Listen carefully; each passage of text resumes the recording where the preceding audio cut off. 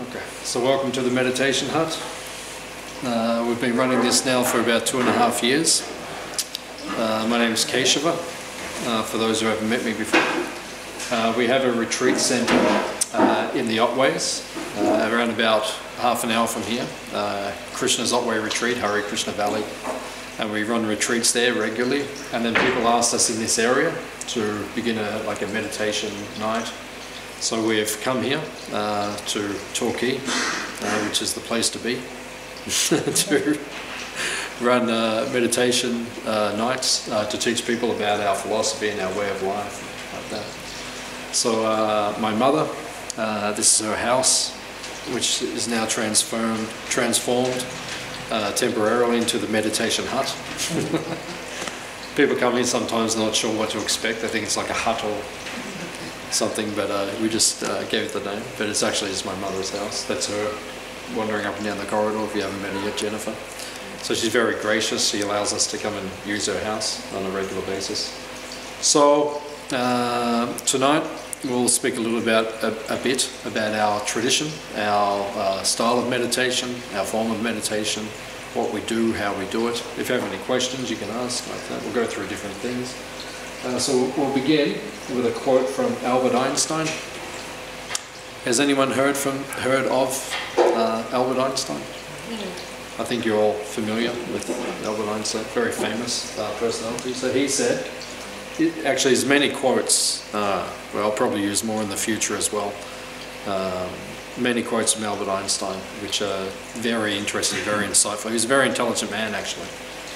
Another quote that he used, he said something to the effect of, we are just like children on the beach making sandcastles, but we have no idea what is in the depths of the ocean. So he was speaking about, from a scientific point of view, we're trying to understand everything about the creation with our tiny little brains, and he was the most intelligent out of all of us. You know, he's the most, if I ever ask this question, who's the most intelligent person in history? 99 out of 100 people say Albert Einstein.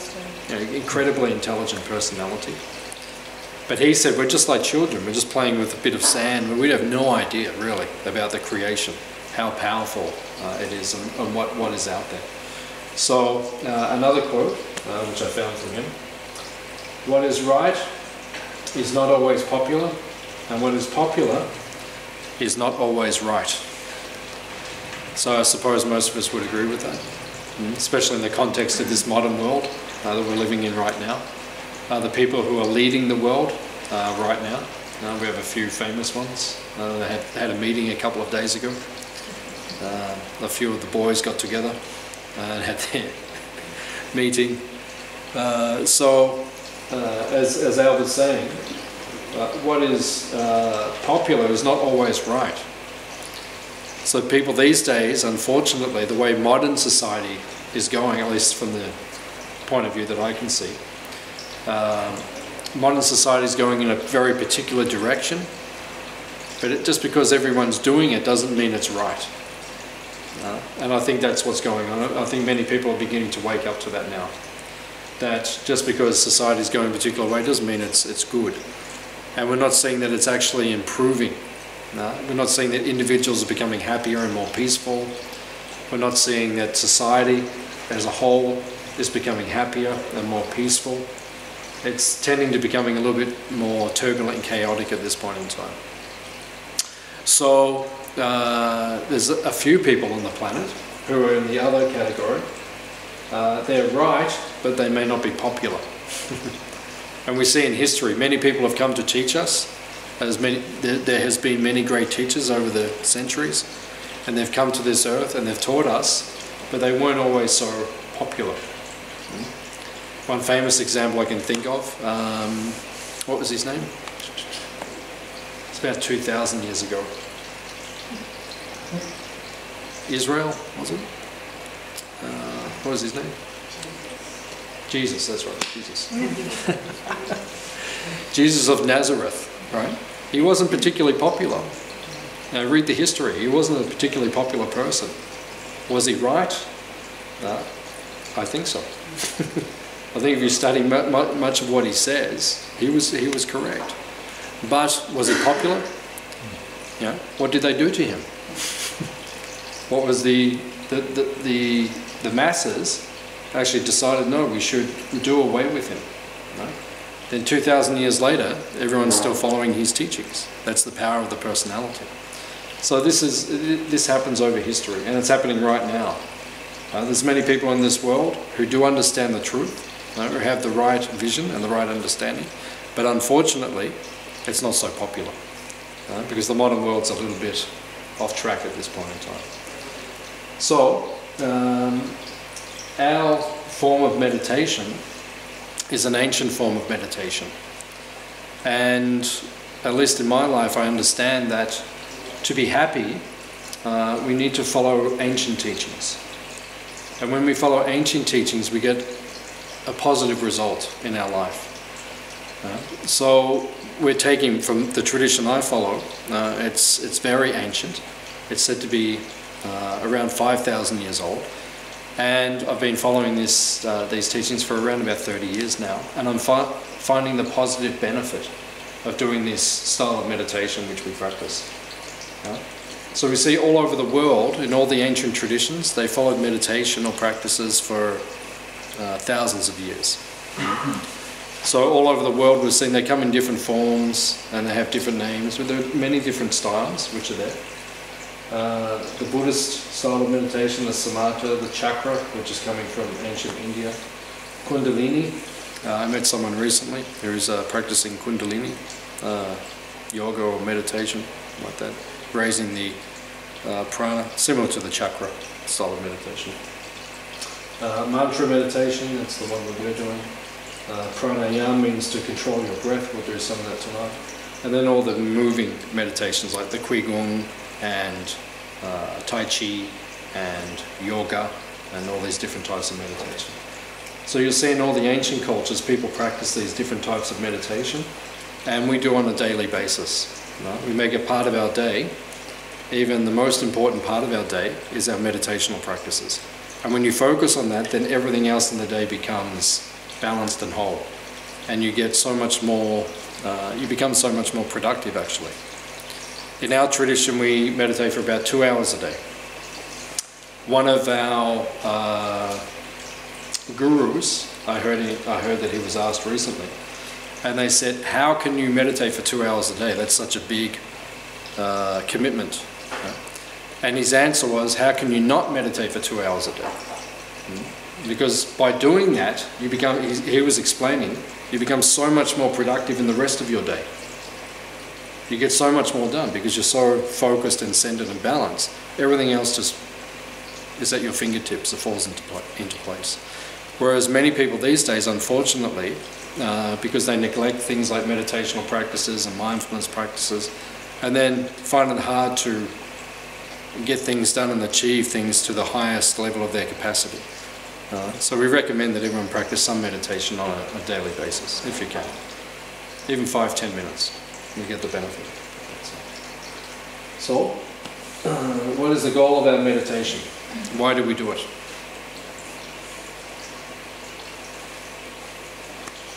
Why do we do our meditational practices?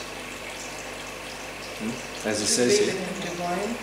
Yeah, to be with the divine. Very good. Yeah. As it said here, to get unending, unstoppable happiness and bliss. Does anyone here tonight have unending happiness and bliss?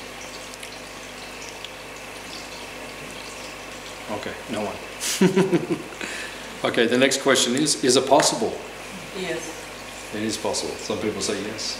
Does everyone feel it's possible? Unending happiness and bliss, is that actually possible? Yeah. You have to reach that level of consciousness. That level of consciousness is a very deep state of consciousness. It can be achieved within this world. If we can achieve it in this world, we can transcend to the other world where we can enter into the atmosphere where everyone is full of unending bliss and happiness. In all the traditions of the world, they call that place differently. Like in Christianity, they call it heaven, or there's different names for it. In our tradition, we call it Vaikuntha. Vaikuntha means the place without anxiety. This world is full of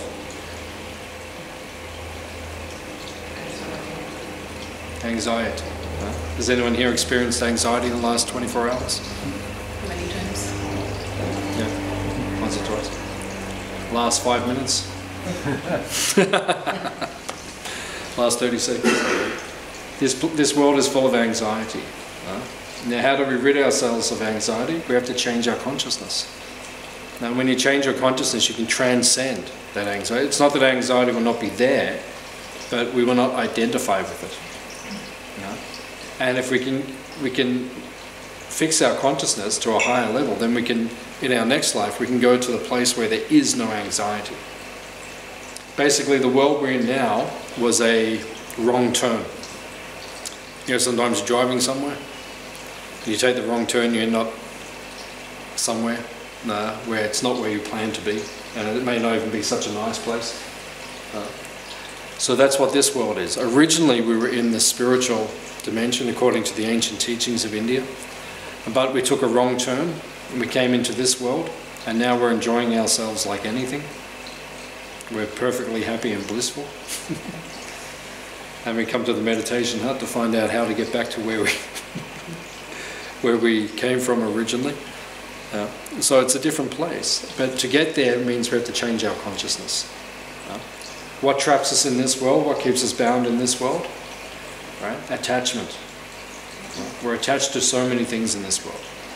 And because we're attached to those things, you have to take birth again and again and again to fulfill those desires, those attachments.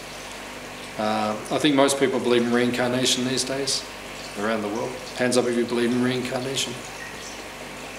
Most people, yeah, it's very popular these days. Even there was a movie recently about a dog. Anyone remember the name of the? Dog's Purpose.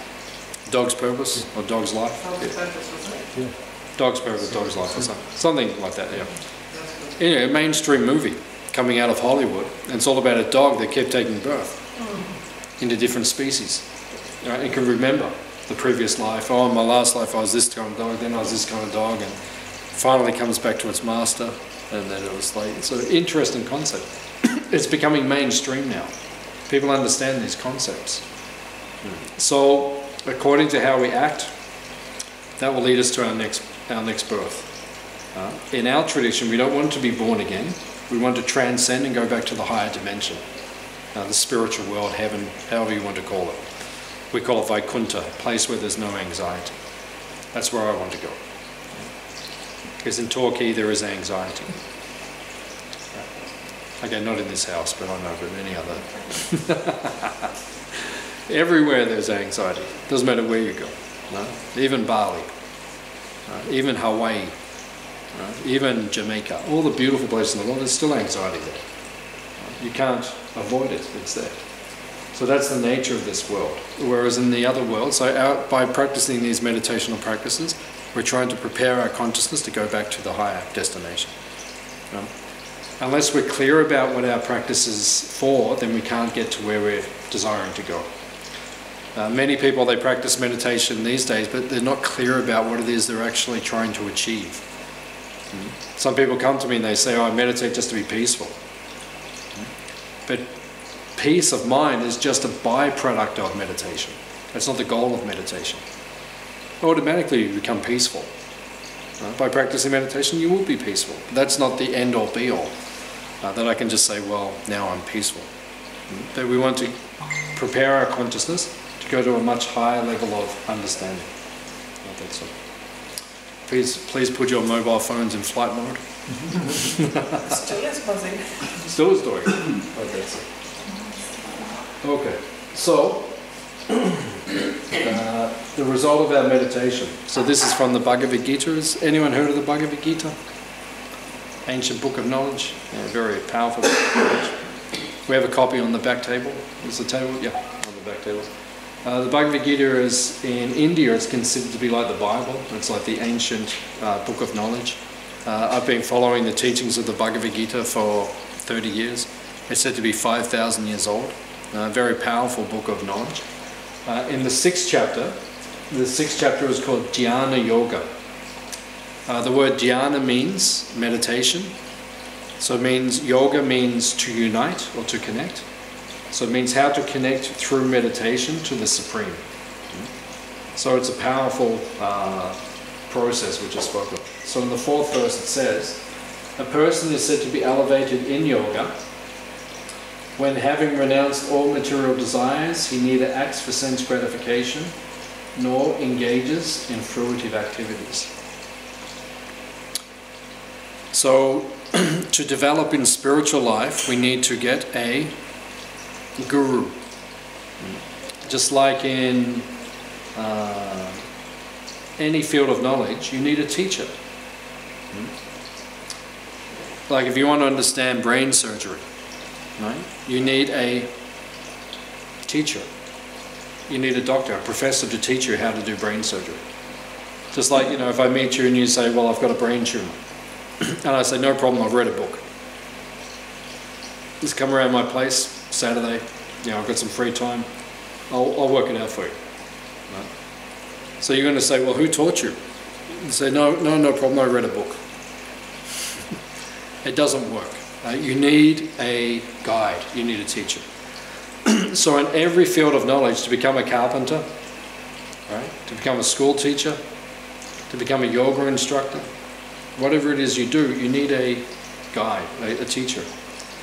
Yet in spiritual life, people always say, just follow your intuition, just follow your heart. That's true. You can follow your intuition, you can follow your heart, and you will make progress. But ultimately, to get to the highest level of understanding, you'll need a guide or a teacher. So in the ancient book of knowledge, in the Bhagavad Gita, it says that, how do we understand who the teachers are? What are their qualifications? Because so many people say, I'm a teacher of higher knowledge or meditation or yoga or these different things. So in the Bhagavad Gita, it gives us clear understanding of what the qualification of the teacher is. So here it says, someone who is elevated in yoga, a guru or a teacher, they've renounced all material desires. How are you going with giving up your material desires?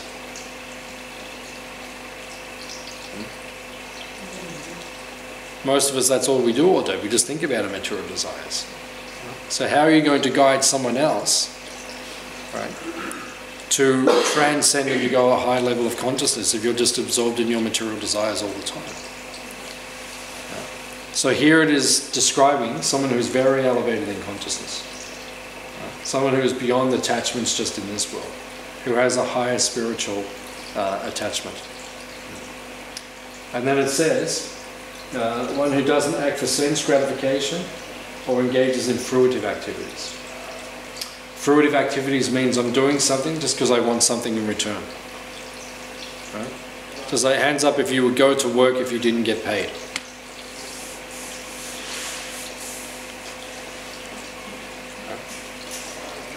Would you do your job if they didn't pay you? Not my particular job. No, not your particular job. Yeah. Many jobs, we wouldn't do them if we didn't get something in return. No? But in our line of work, you know, I lived as a monk for 8 years. You know, I didn't get paid for 8 years. You know, I never got any cash or money or a gold watch or a free ticket to Disneyland or, you know, 8 years. I just served the whole time, no? Received nothing material in return, except my necessities, you know, my clothes and the food and shelter. That's why we work, so that we can buy food. Yeah. Yeah. So Yeah, I mean, it's a necessity to live. those things are necessities, yeah. But a lot of people don't just live on that platform. Then it goes on to, beyond necessity, it goes on to so many other things, which may not just be the necessities. That's the point we're making. Obviously, yeah, working for necessities, that's just part of life. But a lot of people, I don't think they're driven just by the necessities. A lot of it's by superfluous things that you don't really need. Right? They're called anartas, or unwanted or unnecessary things like that. I think, and most people, they work hard or weak. You know, Will Smith, you know Will Smith? Yeah. Right? Quite well-known guy, Will Smith. He's the prince of Fresh. Bel-Air? The Fresh Prince, that's right, the Fresh Prince. I was a monk at the time he arose, so I missed his whole beginning of his career. I know him now, like that, but I didn't know. I only found out recently he was the Fresh Prince. I was watching him speak about something. So he made an interesting point. He said, people work hard all week to buy things they don't really need to impress people that they don't like. Wow, fantastic. Congratulations. That's modern society, according to Will Smith. He's quite enlightened, actually. He's been reading the Bhagavad Gita, actually. He's been posting recently. So he was making this point. So we see someone who has actually transcended these material needs and desires. They've risen to a higher level of consciousness. So we can see they're the people we need to take guidance from, because they're not basing their lives just on acquiring material possessions which we don't really need. And at the time of death, you can't take any of them with you. Just like they dug up in China in the last few decades, the city of the emperors. So the emperor has all his clay army. That doesn't go with you in your next life. Yeah, they made all the clay figures so when the emperor is born again, he'll have his army. It doesn't work like that. When you're gone, you are gone. Right? And you can't take anything with you. You know, not even your lucky 20-cent piece or something like that. So that's the point. Don't become attached to things which are just going to be taken away. Now, making your mind a friend. Meditation is about controlling the mind. If your mind is not focused, you can't meditate. So here, it has been saying that one must deliver himself with the help of the mind and not degrade oneself. The mind is the friend of the conditioned soul and his enemy as well. Has anyone had this experience? Your mind can be your best friend or your worst enemy. Right? Your mind, you don't even have to leave your house. Right? You can be completely miserable just by what's going on in here. You don't need outside help.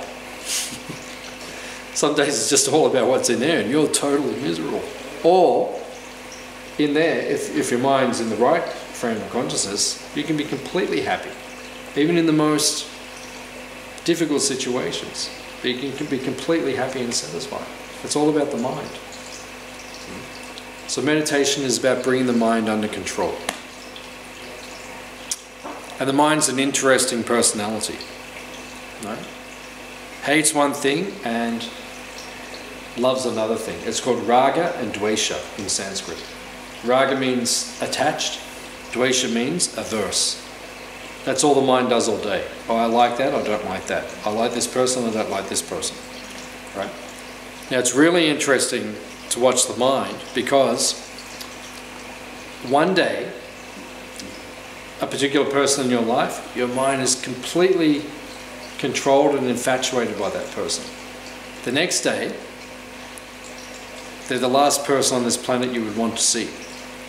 Right? Now what's changed? It's just the same person with just the mental conception. Right? So the mind can be the friend or the enemy, right? According to how it perceives things. So the goal of meditation is to bring the mind under control, to lift it above that platform of just I like this and I don't like that, and to fix it onto a spiritual state of consciousness and focus on something much higher. So that's why the mind needs to be brought under control. It can deliver you or it can degrade you. So, to control the mind, in our tradition we use mantra meditation. Have you heard of the word mantra? Mantra? Anyone knows what mantra means? Mantra. In Sanskrit, man means the mind and tra means to release. So a mantra is a sound which helps to release your mind from your ego, from attachment to your body, from attachment to your mind, and attachment to your ego. These are three things which are very difficult to overcome. We're very attached to our body. That's why we spend so much time on it. You know, I have this haircut, I have this makeup, I have these clothes, I wear these shoes, I have this type of watch. all these things, it's all based on the body. People are very attached to the body. Right? So meditation releases above that and beyond that conception. And then above the conception of the mind, as we said, the mind speaks all day, can torment us, so meditation lifts us above that. And the ego. The ego means the conception that I am greater than others. By meditation we bring ourselves into real ego. What is real ego?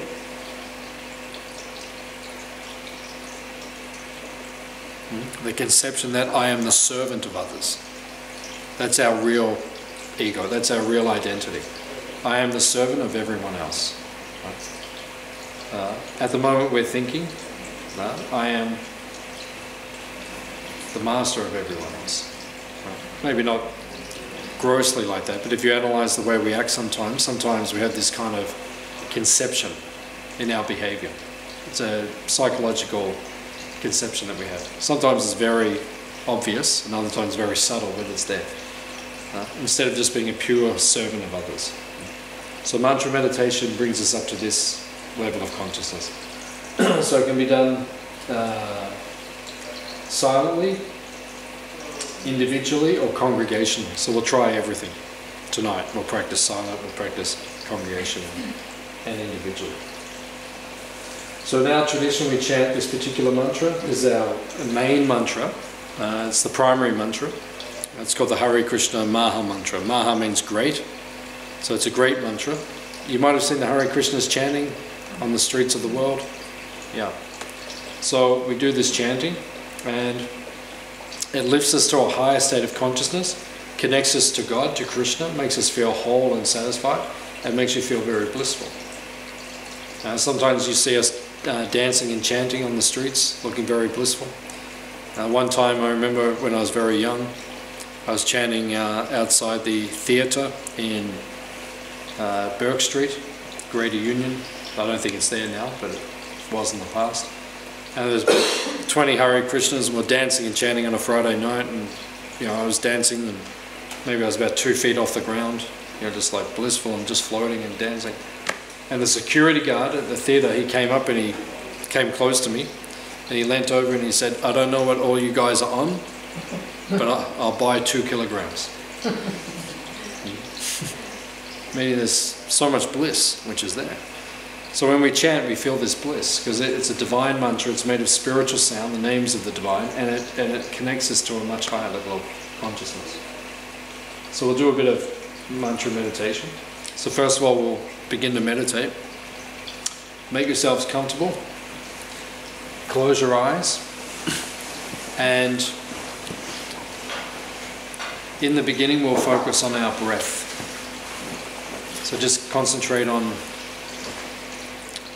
breathing deeply and slow your breath down.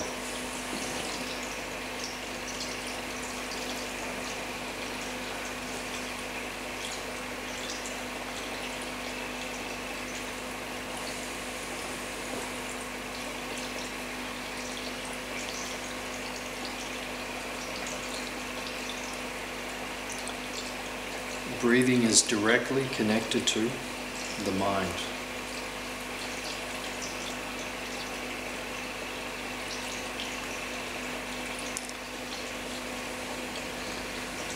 If the mind is not peaceful, quite often we say to people, just breathe deeply.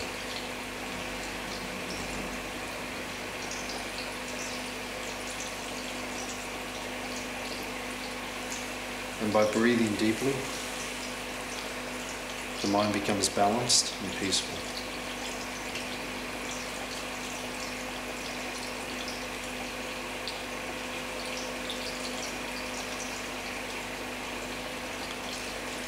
As you breathe, concentrate on the sun's energy.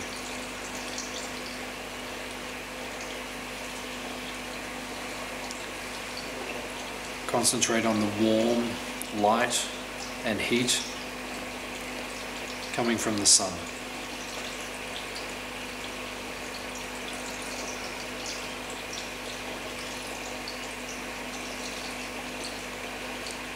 As you breathe in that sun's warm light, golden light. And as you breathe out,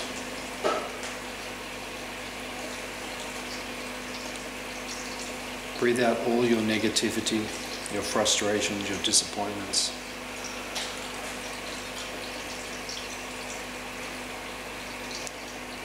Anything which is binding you in this world.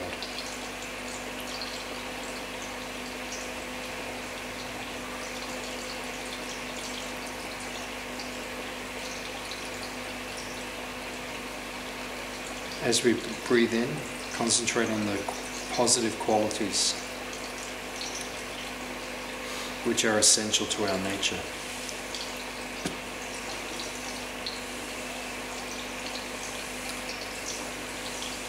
As you breathe in, especially focus on the quality of honesty.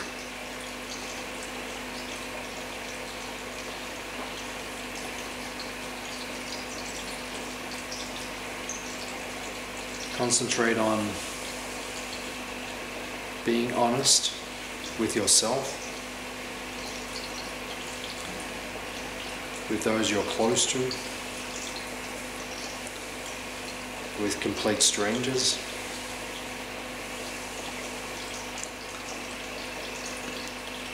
Focus on adopting this quality of honesty within our being.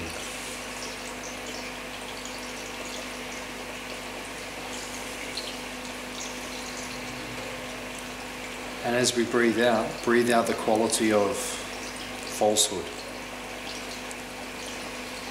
of misconceptions.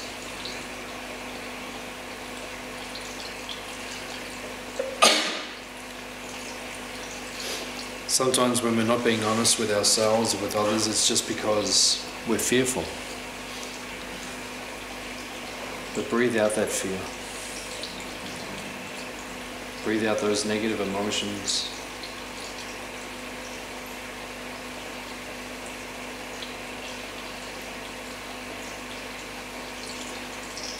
And concentrate on feeling safe and secure.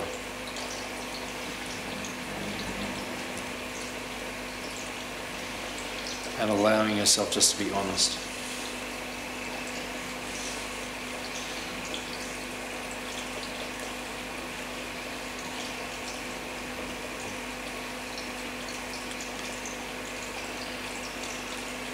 Now we'll begin to meditate on the sound of the sacred syllable, Om.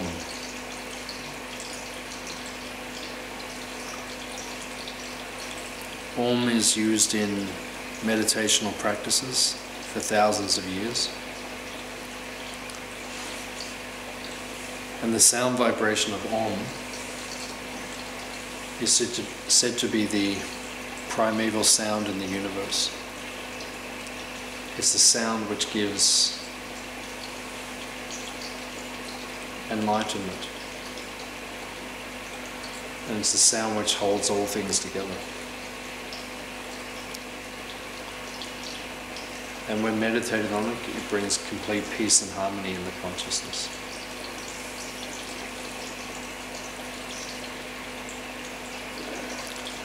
So we'll chant together. Oh.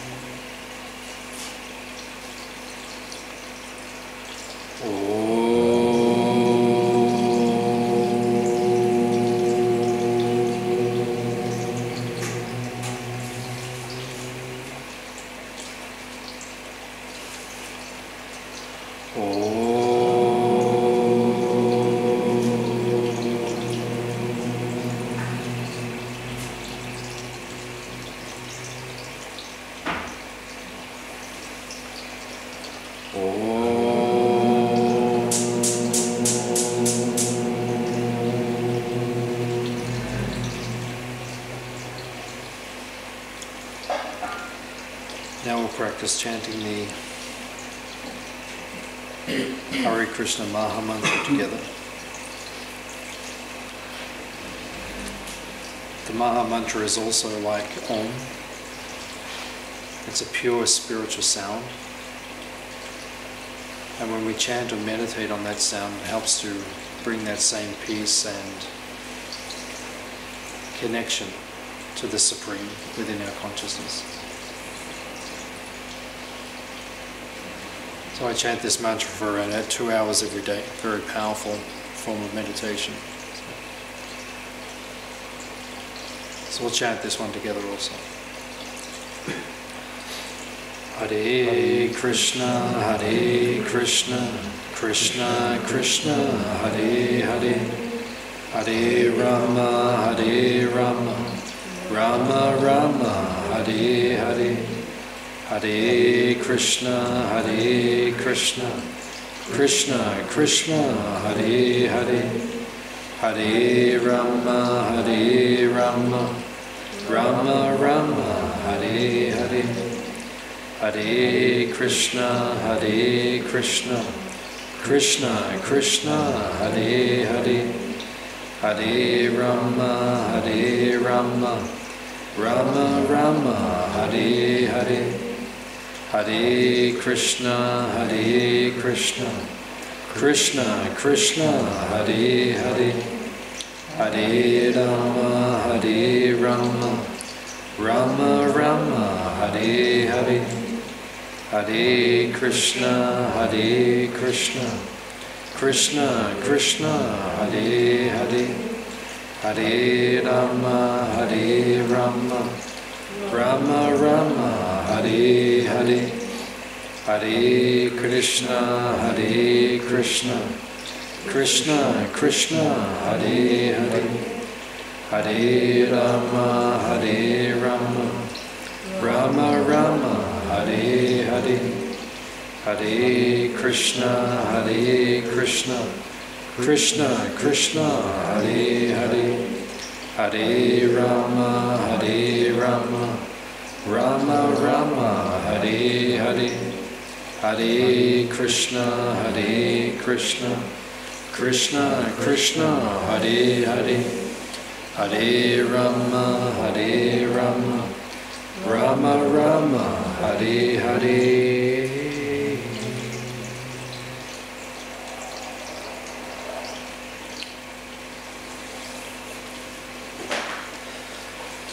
So now we'll do some congregational chanting, where we use the instruments. This is called kirtan. Kirtan means glorification. So when you do this meditation with a group, and we do it in a musical fashion, it has a very powerful effect to lift the consciousness to a very high state of bliss. As I said, I've been doing this for nearly 30 years with many people. And I was saying last time we were here, sometimes when I go to India, we do this with 3,000 people simultaneously. And it lifts the consciousness to a very high level of bliss, especially when you're doing it with many people. So tonight we can chant together like there's 3,000 of us. And we'll see if Torquay feels the vibration from us. But it's very powerful. And we just sing with an open mind and open heart. We connect to the Supreme and we feel very blissful. So we'll try that together. Hare Krishna, Hare Krishna, Krishna Krishna, Hare Hare, Hare Rama, Hare Rama, Rama Rama, Hare Hare.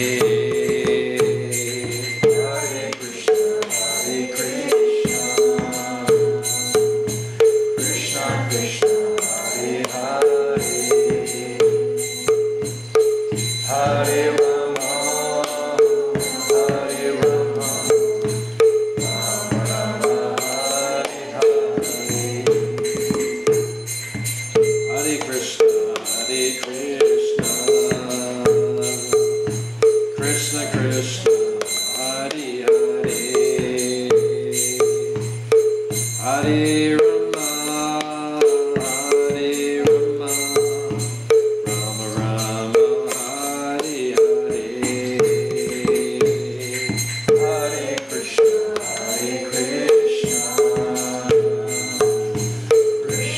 Krishna, Hare Hare,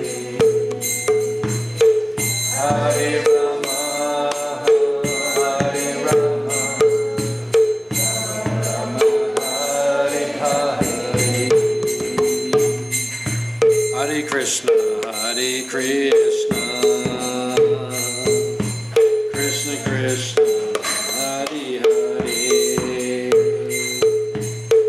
Hare Rama, Hare Rama, Rama Rama, Hare Hare,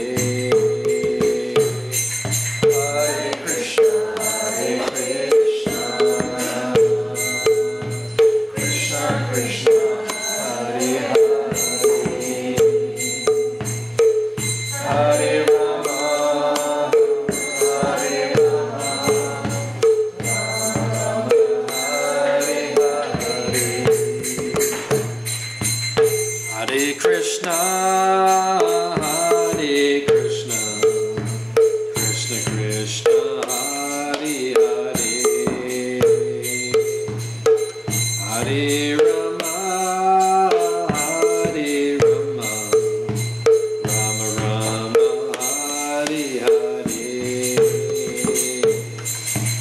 Hare Krishna, Hare Krishna, Krishna Krishna, Hare Hare, Hare Rama, Hare Rama, Rama Hare Hare, Hare Krishna, Hare Krishna, Krishna Krishna, Hare Hare, Hare Rama, Hare Rama, Rama Rama, Hare Hare, Hare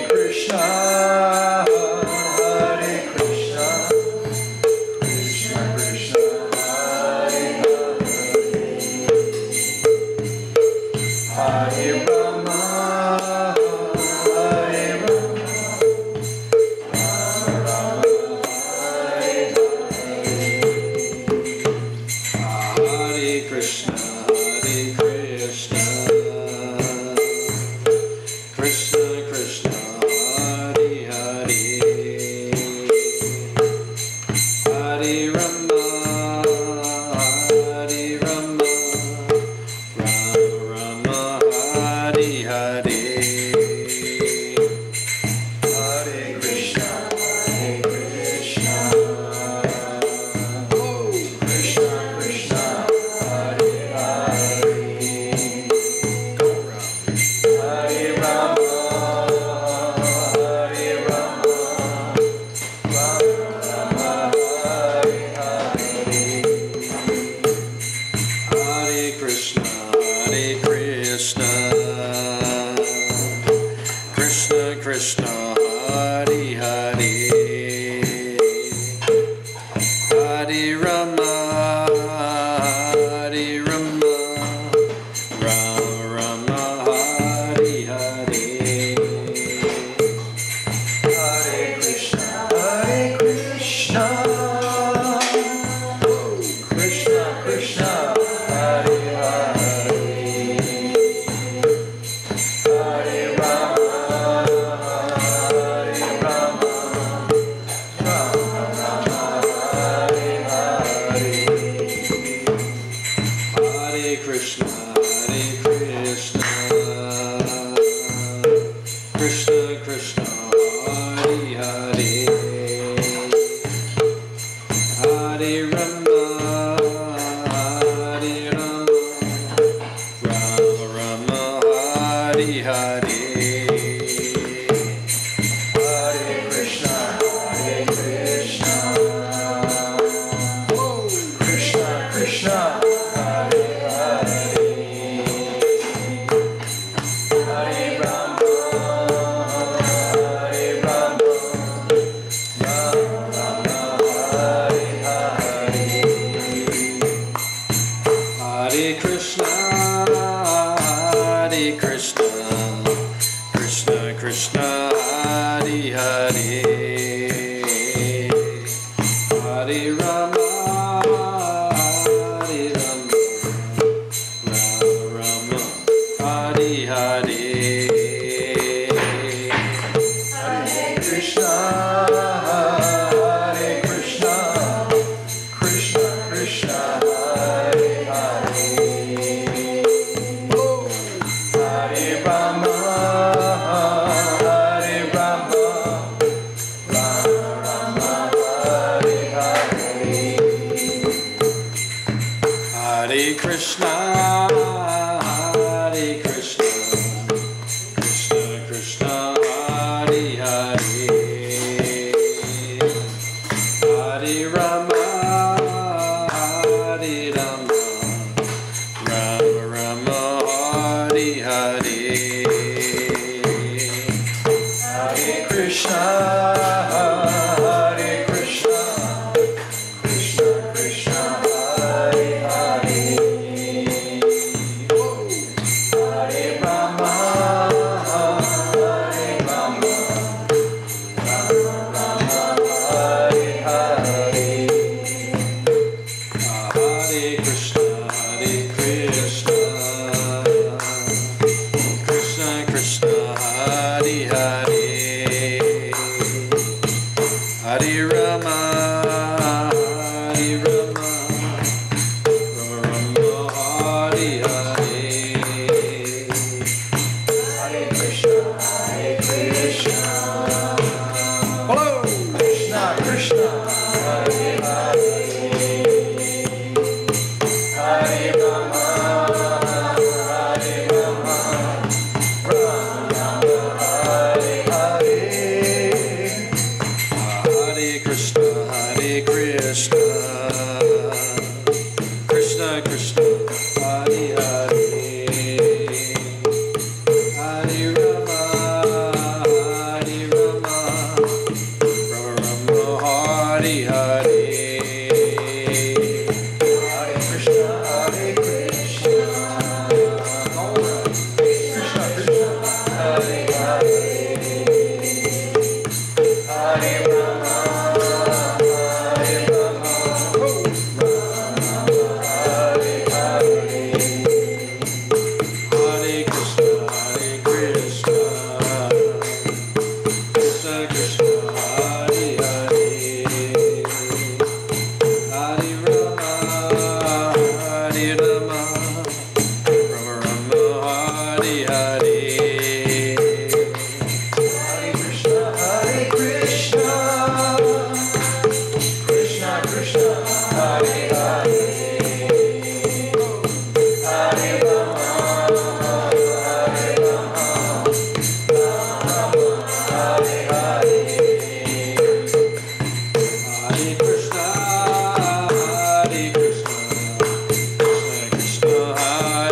Hare,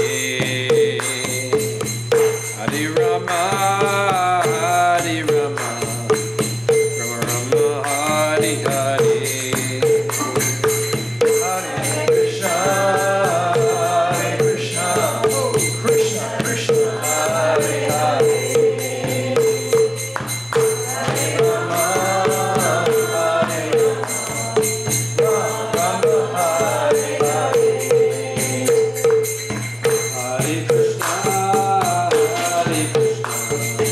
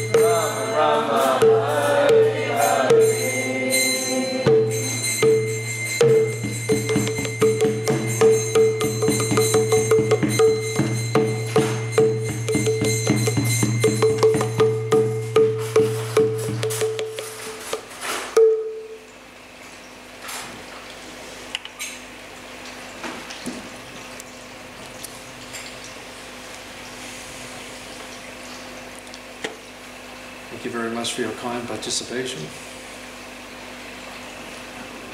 Thank you for coming to the meditation hut. Is anyone hungry? Oh. So for those who are not hungry, we'll see you next time. For those who are hungry, please go towards the kitchen. Dial, our master chef, has prepared an excellent meal for you as well. So.